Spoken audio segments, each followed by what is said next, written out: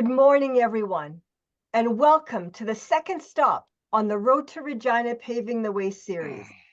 I am Debbie Walker, your District Conference Education Chair, and have you realized that it is less than 3 months to the District Conference? Are you excited? Turn on your mics for a moment. Shout it out. I want to hear it. Are you excited for the conference? Yes! Yay! Yay! Excellent. May that enthusiasm continue to grow and spread as we journey along the road to Regina. For today, we have a very, very special guest. I never would have envisioned when this project began that this would lead to her joining us live on Zoom all the way from her home in Germany. I am very grateful that she is here with us today and very excited to hear what she is going to be sharing with us. For now, please mute yourselves, but please leave your videos on so that she can see you. Following her presentation, there is going to be time for a brief Q&A. Should you have any questions for our guest, and we do want a few questions for her, please put them into the chat. I will be monitoring the chat as she presents, and I will keep a lookout for those questions. It is now my pleasure to turn the virtual stage over to our District Conference Chair, Leanne Woodhouse.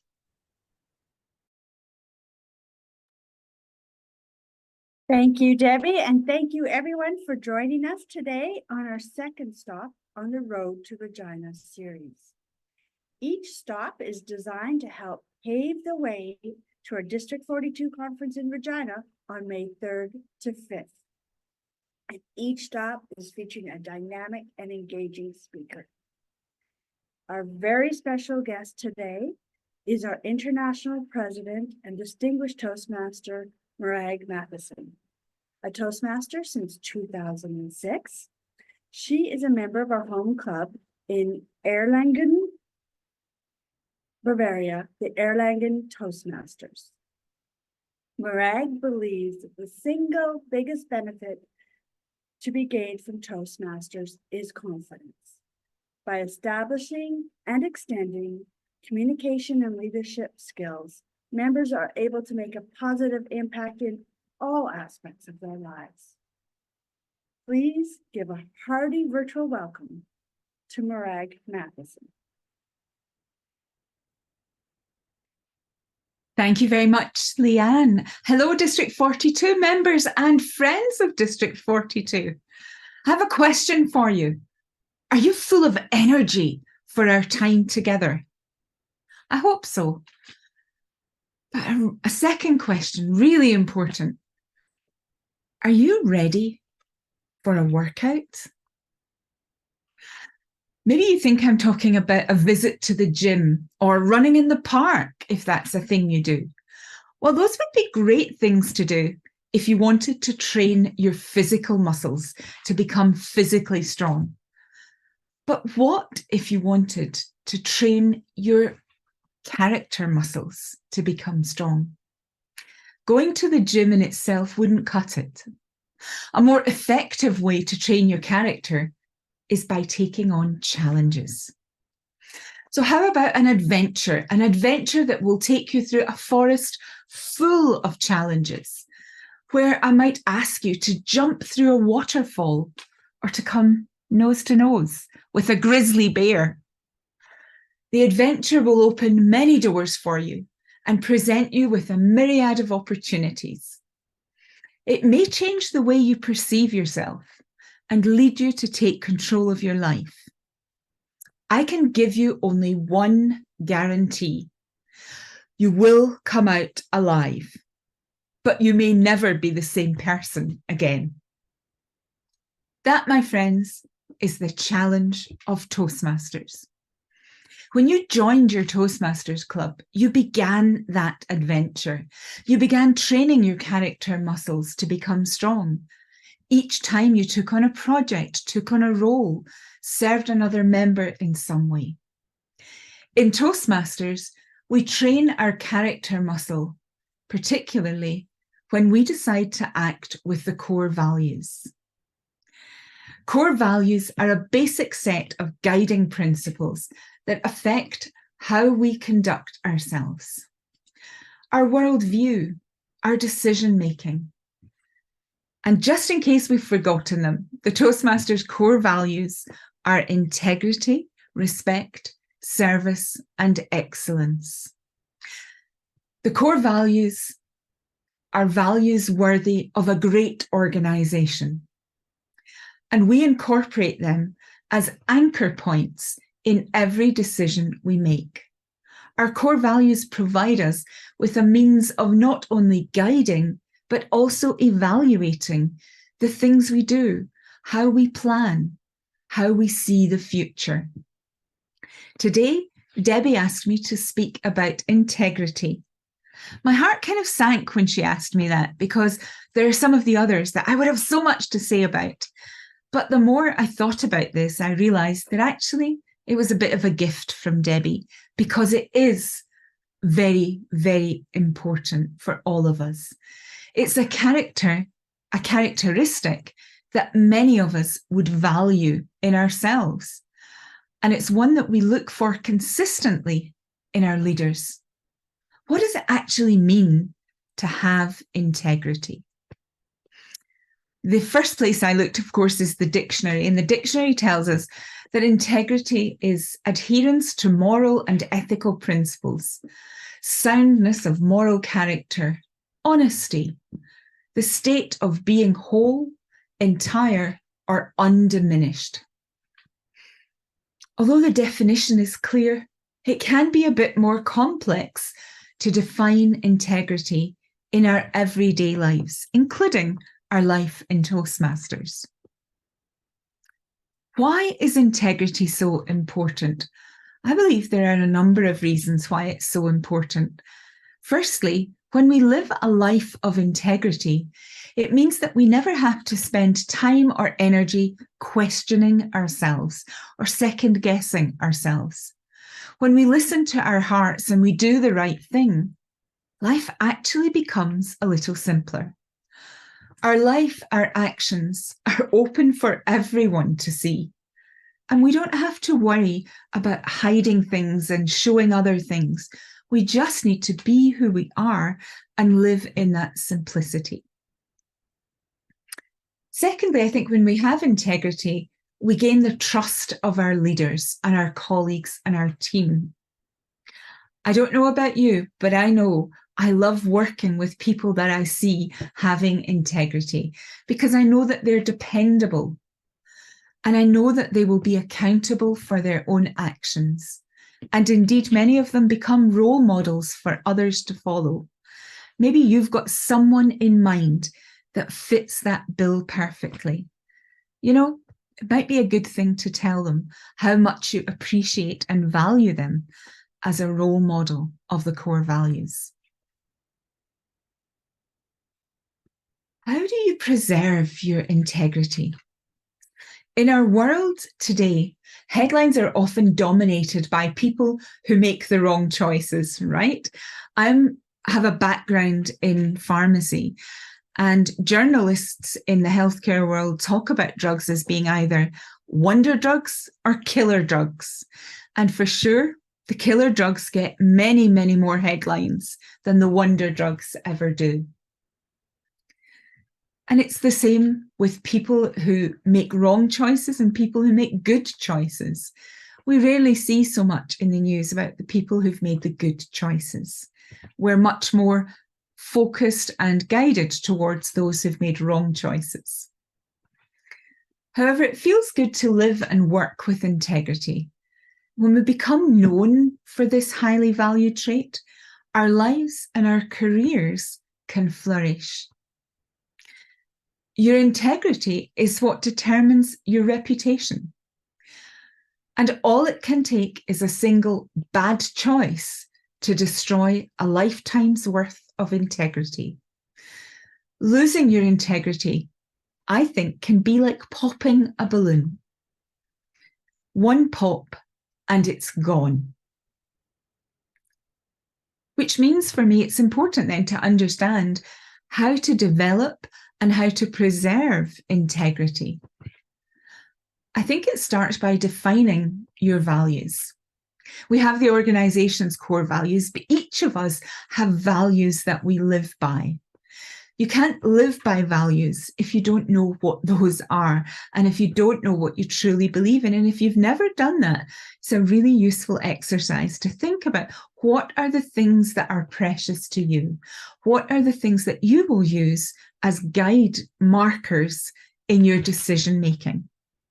For example, for me, one of my very strongly held values is the value of fairness.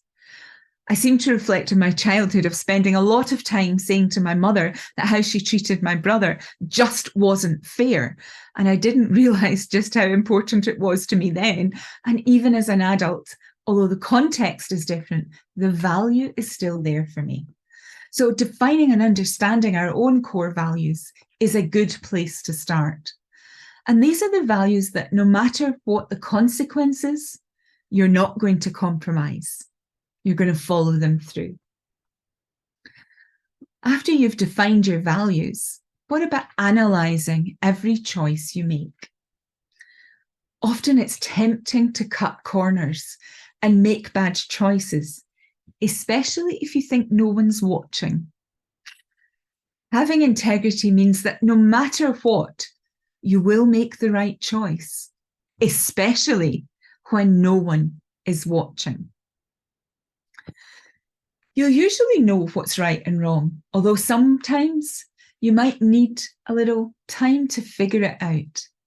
If you're not sure what the right choice is, ask yourself 2 basic questions. These questions are something I learned a long time ago at the very beginning of my career. As I said, a lot of my career has been in pharmacy.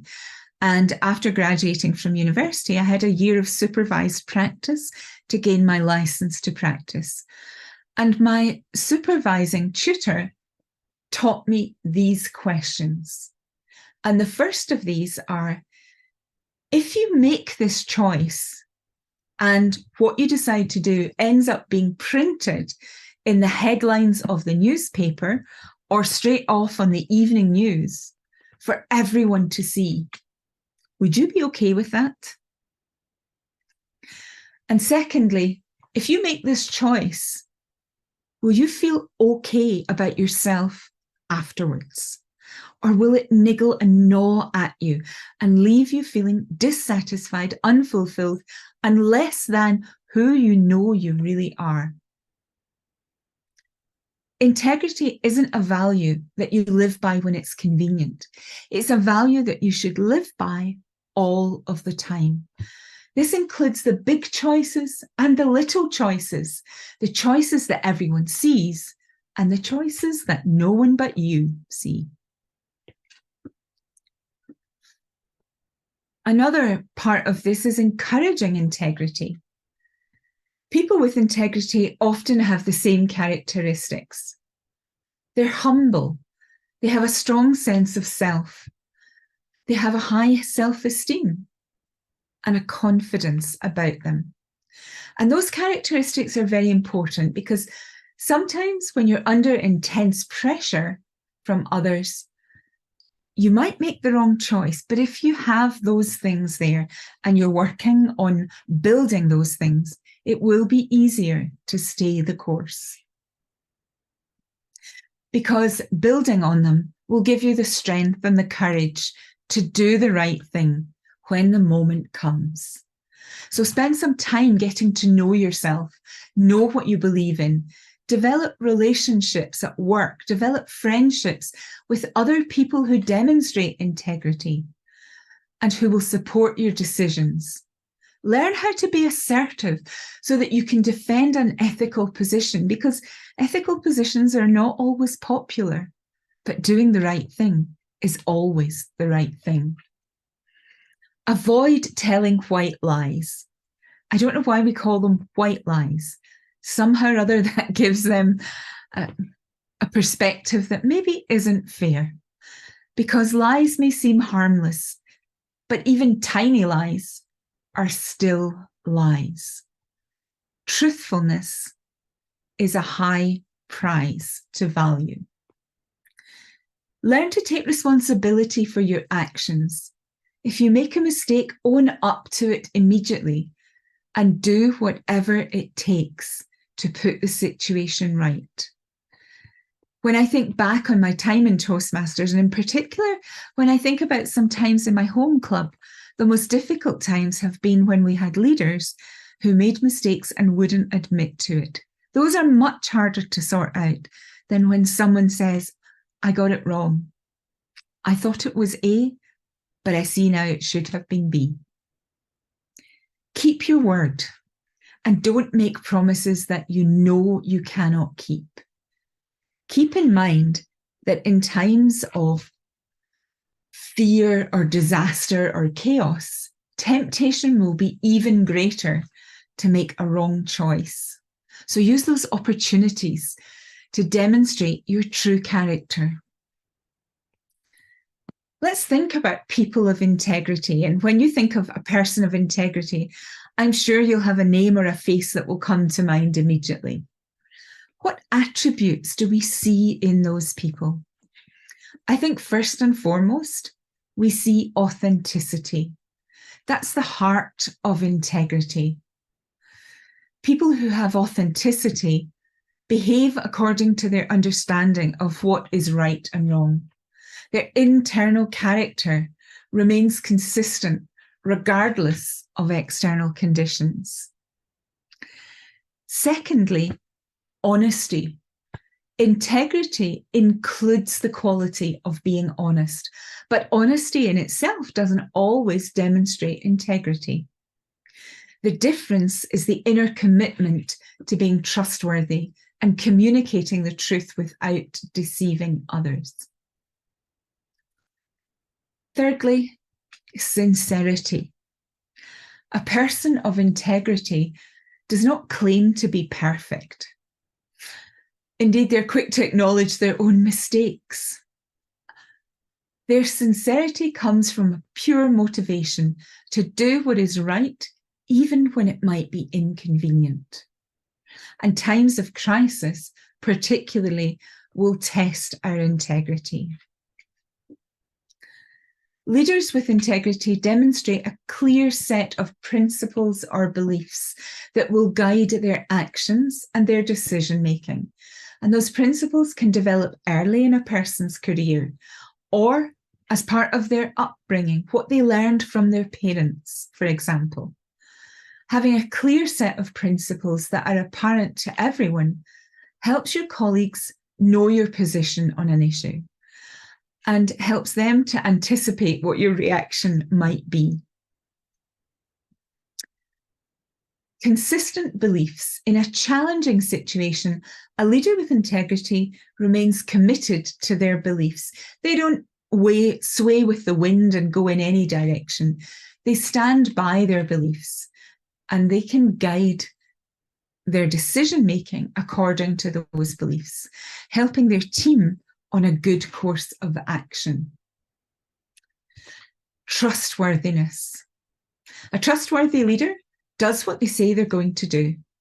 They've shown their desire to seek input from others to make more informed decisions. Colleagues have confidence in their judgment and their ability to be truthful about a situation. Trustworthy leaders also extend their trust to the people they lead. It's a two-way street. They demonstrate confidence in their team's ability and they support that team in their efforts. And this trust will often help the team to do some of their best work. Leading by example. After a leader communicates their values, there is an expectation for them to act according to their standards, right? That's often the challenge of putting out there what you do believe about things. There's an expectation. You're going to follow through. And leading by example makes it easier for others to understand your course of action, why you've decided to do what you're going to do. Accountability. Leaders that hold themselves accountable for their actions can earn the respect of others. They demonstrate their ability to correct the course of action by admitting to mistakes. And this also demonstrates their ongoing commitment to their core set of beliefs. People with integrity see the value in cultivating relationships that are built on trust and respect.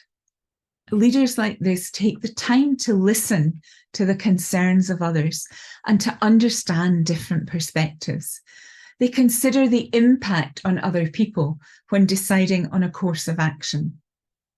An effective leader understands the value of seeking the advice of others to resolve an issue. And they show respect to all of their team, regardless of their level, regardless whether it's a member who's been there for a week, a year, a decade.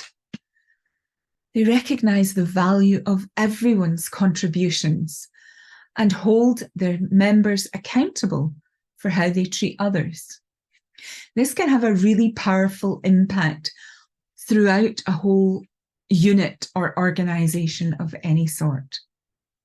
And of course, being open to feedback is crucial in leadership if we are to be leaders with integrity, even if that feedback isn't what we want to hear.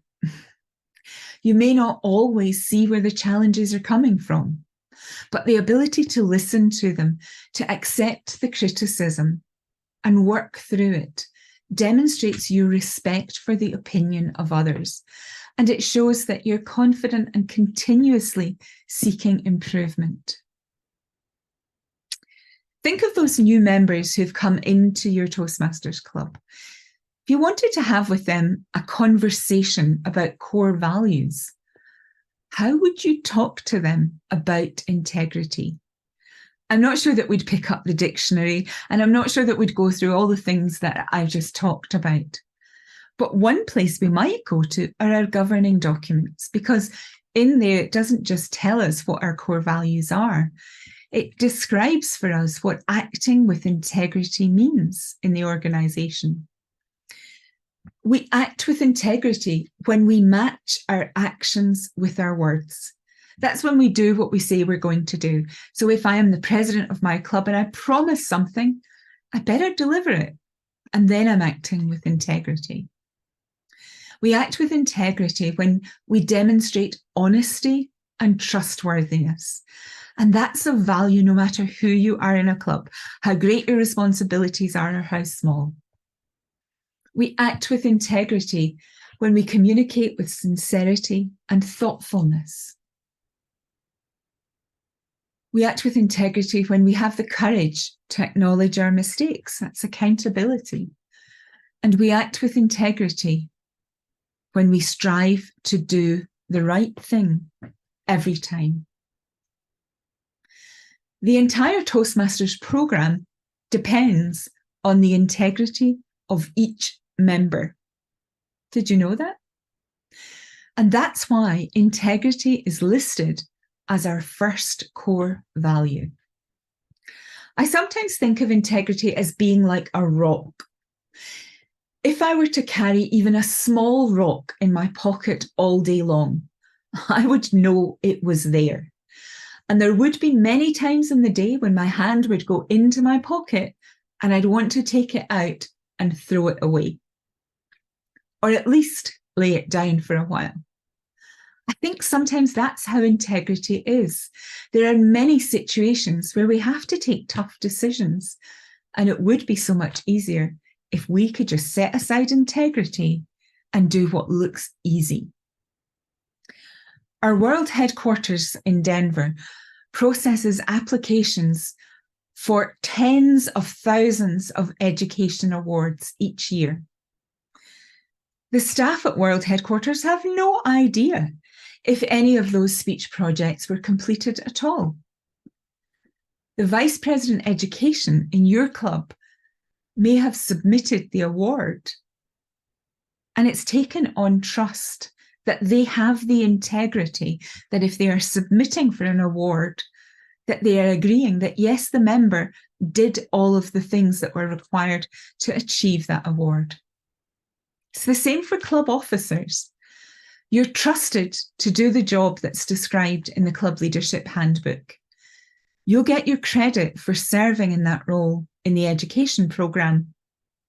Whatever you do, we rely on your integrity to do the right thing in that role. The vast majority of our members hold fast to our values, but occasionally there will be a few members who trade their integrity for something else. They're willing to not follow the rules, perhaps due to peer pressure or an overpowering desire for recognition or an achievement that they can't see themselves getting in any other way, or they can only see that it would be hard work and they're not prepared for that. Each of us has a decision to make at some point. Do I keep my integrity or forget it and go the other way?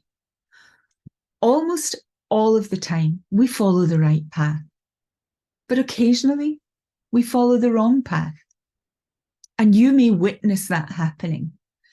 If you witness something that's not okay, there's a moral obligation to speak up. That's part of training that character muscle. Because if you don't do anything about it, if you don't speak up about it, then by default, you're saying, yeah, it's okay. Also, we need to support those people who make the right decisions, even when the consequence may be perceived as failure. It's better to fail and maintain your integrity than succeed and lose your integrity and pop that balloon. Where might you have a challenge to holding on to integrity? By identifying those situations, you can develop a strategy. For example, ask a fellow club member or a mentor to hold you accountable. If they see you struggling, give them permission to support you so that you can do the right thing. For every one of us who's a member in Toastmasters, integrity means living up to the Toastmasters promise. And that promise includes attending club meetings regularly, preparing for assignments, helping maintain a positive environment in the club, bringing guests to club meetings so that they can see the benefits of Toastmasters membership and maintain honest and ethical standards during the conduct of all of our activities. When we think of building a culture of integrity within our clubs, there are a few things we can do. And the first of those is to consistently demonstrate acts of integrity. Once we know what it is and we're committed to that, we can follow our processes consistently. We can comply with policy. We can hold ourselves accountable and behave ethically. And the more we demonstrate that behavior, the more others will see it and model it. If I don't act with integrity and I'm mentoring a new member, why should they, other than their own value of self? Secondly, we can support and inspire others by being open in our club. It's important that people feel that they can tell us what they think. They can give us feedback. They can make suggestions. They can offer ideas, and that they won't feel judged for those things, but that they will feel valued, that they've brought them forward, and that we feel comfortable enough to be open and receive those and give them consideration. Thirdly, we can work on those active listening skills so that we communicate with clarity. When we genuinely listen to understand, it becomes possible to pick up on the underlying feelings and values behind the words that are shared. And this one behaviour can really go far in building that culture of integrity within our clubs. And finally, we can reflect on and revisit priorities and goals. Making checks on our milestones. What did we set in our club success plan? How are we getting there? How are we doing? No one person can do it all by themselves. And with that in mind, maintaining open communication, checking in with where we're going, adjusting when we need to adjust, and communicating clearly about the positive and dynamic aspects of what we are doing will take us a long step forward in building a culture of integrity. Integrity is the very foundation of who we are as an organization. Integrity is also like a balloon. Once you burst it, it's gone. I urge us all to choose integrity and do the best job we can. Madam Toastmaster.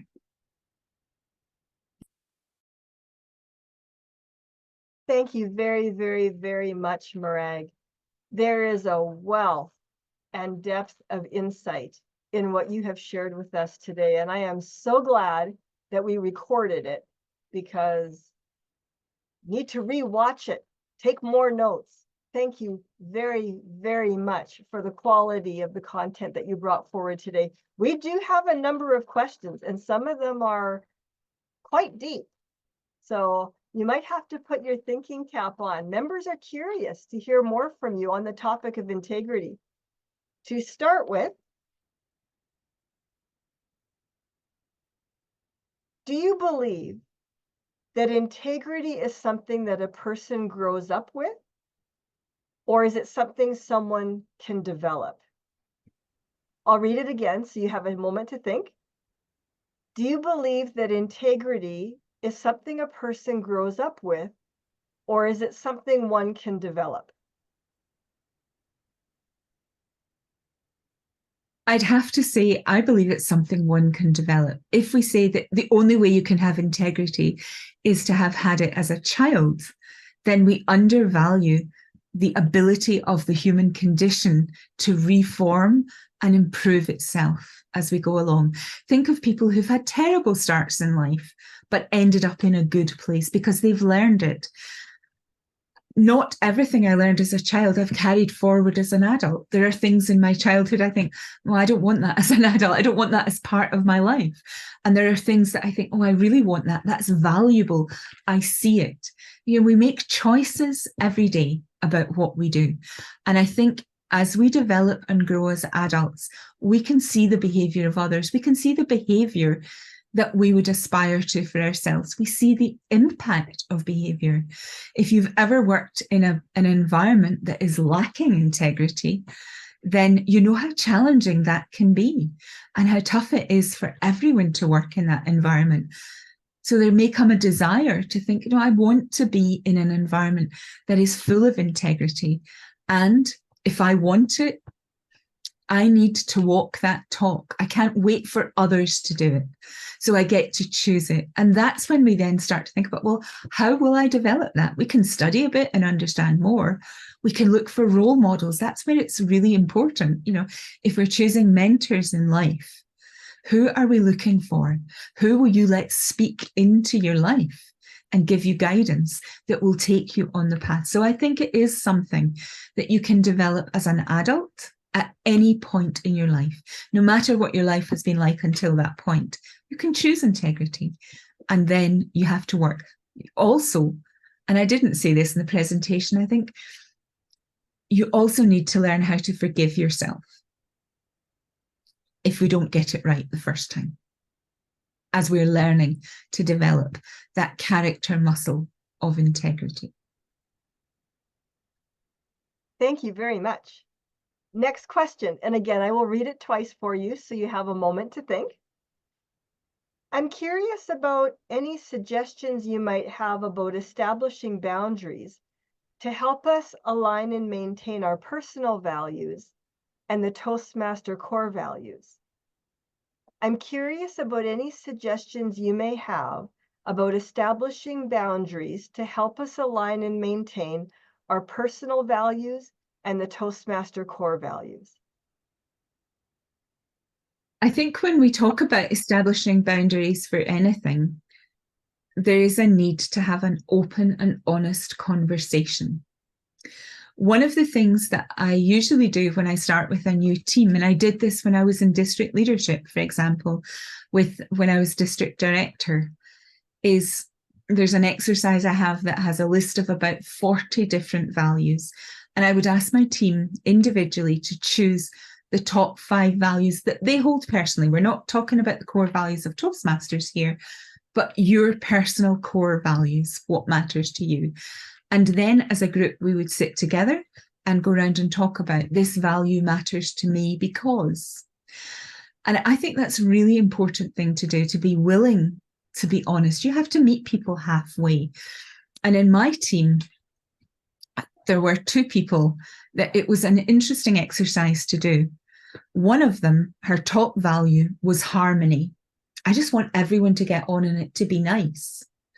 And another member of the team had achieving goals as his most important value. So unless we were actually on track to achieve something, it was tough for him otherwise. And so we then, as a team, had to work out, well, we're in this together. We're not getting rid of team members because we don't like your values, but how are we going to actually work together? What does that look like? How far can you come and can you go? And how can you work with each other to understand your personal boundaries, but also to establish the boundaries for the team? And when it gets tough and when you're unhappy or it's really challenging, to talk about how will we handle this if it gets too much? And to have those honest conversations. I think sometimes I see people want to set out boundaries on an individual basis, and there's an element of that with all of us. You know, there's the comfort zone, isn't there? But there's also the where will I meet you, because we are in this together. And I think having those open and honest conversations right from the get-go is one of the most important things we can do. Thank you very much. Next question. As the president of Toastmasters International, what advice would you give to someone aspiring to become president of their local Toastmasters club? As the president of Toastmasters International, what advice would you give to someone aspiring to become the president of their local Toastmasters club? Oh, do it. I learned so much as president of my club. Absolutely do it. Go for it. But don't walk it alone. You know, I think there are people who walk into Toastmasters, and there's one of our past presidents who talks about going to the bathroom during a launch meeting for a new club and coming back from the bathroom and finding out that he'd been elected president of the club. That's a bit naughty when you're just brand new and to have that done to you. But if you're part of the club, you know, you have to learn things. You can't come into it knowing everything. And you do learn. I learned so much as president of my club. Get to know people, get to understand the program, show people who you are, work with others. You know, as president of your club, you can know a ton of things. You can have great desire for your club, but you will achieve nothing unless you can do it through other people. So it's really, really important to build those relationships and understand your club. When I became president of my home club for the first time, I had been a member, I think, for about 2 years at that point. And I'd served in another role first. I'd served as the Vice President Education before then. And we were a relatively new club, and nobody really knew stuff. So we had to find out. We spent a lot of time finding out things, but working together as a team. That's what will bring you success. So on the way there, you know, learn more about the organization, build relationships, have yourself a mentor to help you along the way if you don't already have one, and be open to becoming president, I would say, is a good way to go. Thank you very much. Here's another one, and this is another deep one. How does Toastmasters International foster a culture of accountability and ethical leadership, encouraging members to not only uphold integrity within their own actions, but also inspire integrity in others within their sphere of influence? And I will read it again. There's a lot there. How does Toastmasters International foster a culture of accountability and ethical leadership, encouraging members to not only uphold integrity within their own actions, but also to inspire integrity in others within the sphere of their influence. I think we could have a whole hour and still not cover that topic. I'm not sweeping the question aside, but I'm just saying this is a very deep and detailed question to give you a short answer to in the time we have available. I would say that, you know, we have our core values. We need to keep them at the front of our mind so that we know always what we're doing. You know, accountability, when we set out, take on a role, for example, what are the expectations of that role? And I think we set out quite clearly a lot of expectations for roles, but it comes back to this thing of much is expected of the member to act with integrity. And that includes, as I said earlier, accountability as part of that. The expectation is there that you will do this. We are not so much a beat you over the head kind of organization until you get it, but rather you're an adult and we'd love you to get it. Let's work together and do this. I think these things are so, so important. And I think it is about the role models we see in leadership, who we choose to put into leadership in the organization. What are we standing for? You know, who will you choose as the next president of your club? Will you choose someone that stands for accountability? Or will you allow someone to come in there who has no accountability, who really doesn't care? Is that good enough for your club? It wouldn't be good enough for me. I'd be looking for something more. You know, what will we stand for? And I think it's up to our members to make those good decisions and right decisions at those points that we have, and to see the benefits of holding ourselves accountable individually and collectively as a group. Thank you very, very much. We have 3 minutes left for one last question, and we're going to make this one of the lighthearted, fun one. Do you still remember your first table topics question? And what was your experience delivering your icebreaker speech? Do you still remember your first table topics question? And what is your experience delivering your first icebreaker speech?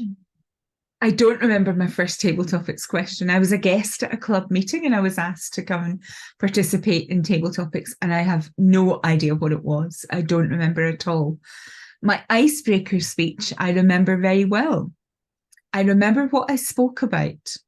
And I told a story of how in the town where I grew up, every Thursday evening, the local newspaper would drop through the letterbox, and my mother or I would rush to grab the paper, and we would turn to what we called hatches, matches and dispatches, births, marriages and deaths notices, and we would go straight to the deaths notices to see who had died. Not that we're a morbid family, please don't misunderstand me, but we would simply be, you know, notices that were there. And we used to look at the things that people would write in there, not so much who they were when they died and so on, but often there would be a little verse or a couple of sentences of tribute to that individual. And I shared with my club in that icebreaker things that people had said about me in the past, but in my presence.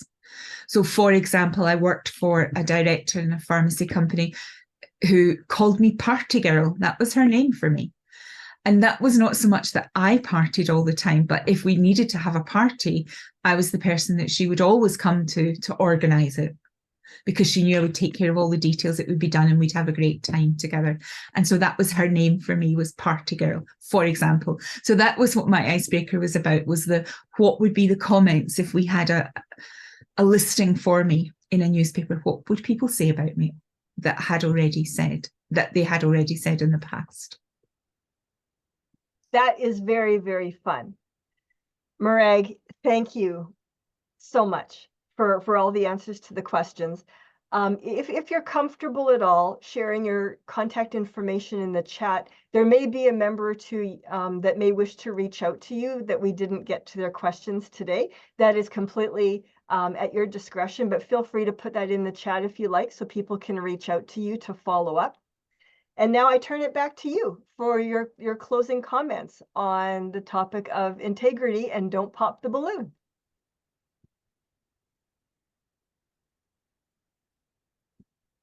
My closing comments on this would be, don't pop the balloon. Don't think of integrity as the least sexy of our core values, but rather as the most fundamental of our core values. Something to be cherished, something to be learned. I think we learn more about integrity, or I learn more about integrity every day as new situations come. Be open to that. Be open to learning more. Be open to walking more in integrity every day. And I'll drop my email address into the chat for anyone who wants to be in touch. Let's turn off our mics for a moment, and a huge round of applause for Morag today and all the content that she gave us today. The content was extensive.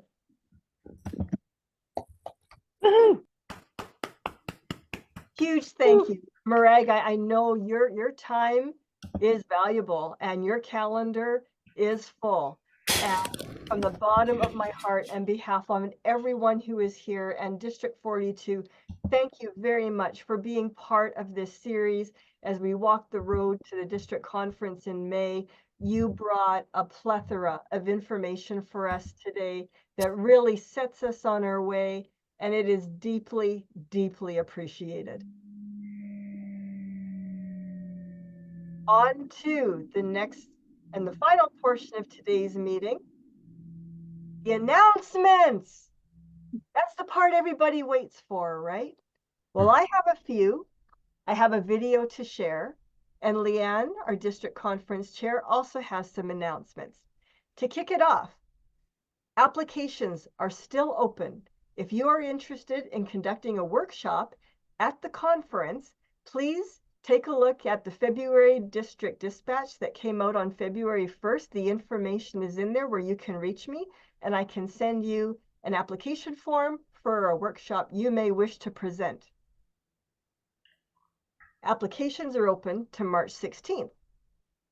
By sheer coincidence, March 16th is the date of the third stop on the road to Regina Paving the Way. You may be curious. Who is our guest going to be? I am pleased to announce that the guest speaker for March 16th is my coach from 2023, the 2021 World Champion of Public Speaking, Verity Price. She will be joining us live from her home in Cape Town, South Africa. Make sure that you go to the District 42 events calendar to register. Next announcement, I'm going to share my screen.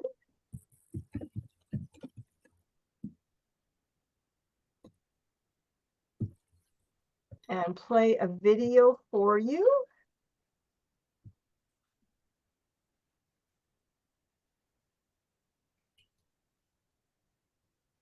You're sharing the wrong screen, Debbie. Oh, never mind. Do you want to own the stage? Well, what's the We lost it. You have to unmute, Debbie. stage? What's the difference? Anyone can sit behind a camera or stand in front of an audience and present. But what's the difference between taking the stage and owning it? Hey there, this is Darren LaCroix. Back in 1992, I bombed miserably at a comedy club. It was horrible. In fact, I struggled for 9 years trying to figure it out myself, trying to own the stage without asking a world-class coach. That's crazy. That's like buying a new piece of furniture at IKEA, bringing it home and putting it together without looking at the instructions. That's frustrating. You wonder why there's a few pieces left over. Well, for me, it was my coach, Mark Brown. In fact, two coaches that helped show me how to own the stage. If it wasn't for Mark, I would have never got there and never won the World Championship of Public Speaking. So join us at the district conference. Tap into 2 decades of coaching experience. Get 3 secrets so you don't take the stage, you own it. Join me. Save your seat. Save the date on your calendar for the upcoming district conference. See you there.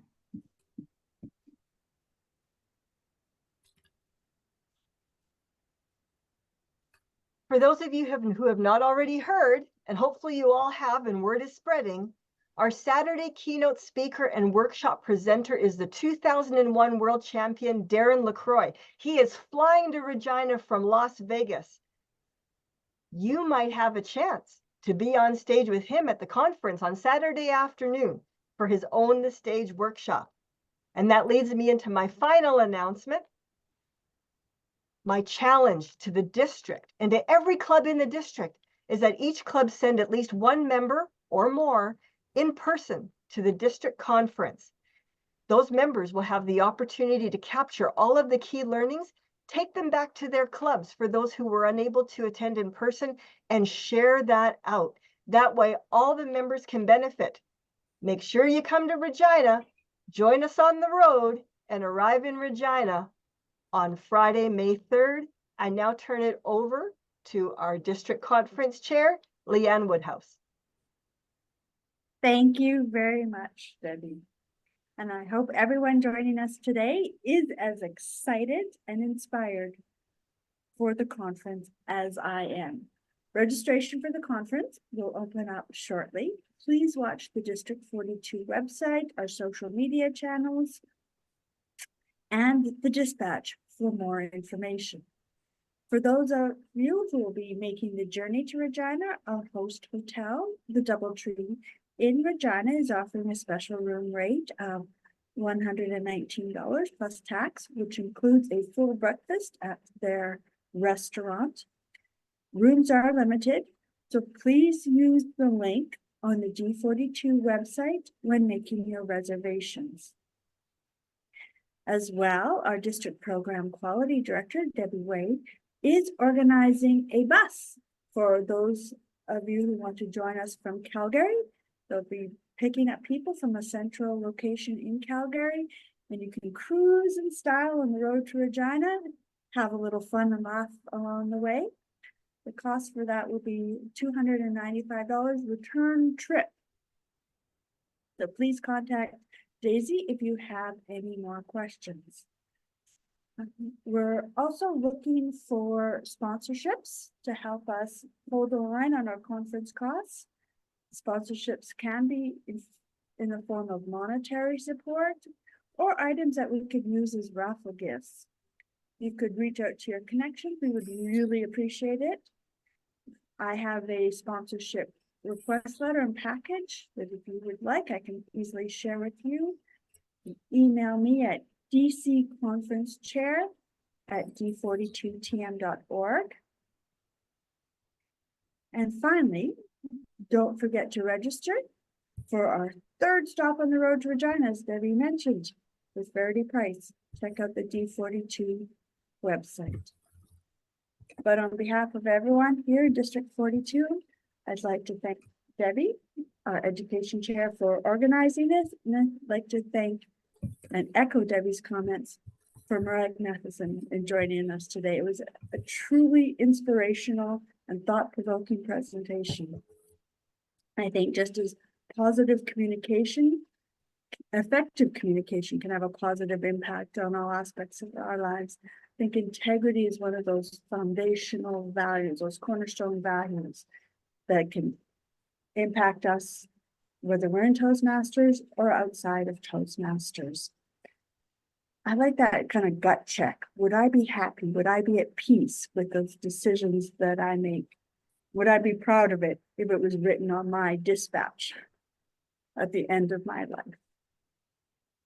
Thank you again for joining us on the road to Regina. See you in Regina on May 3rd to the 5th. Have a great weekend, everyone. Thank you for Thank coming. you. Bye, everyone. Have a Thank good day you. or a good evening. Thank you.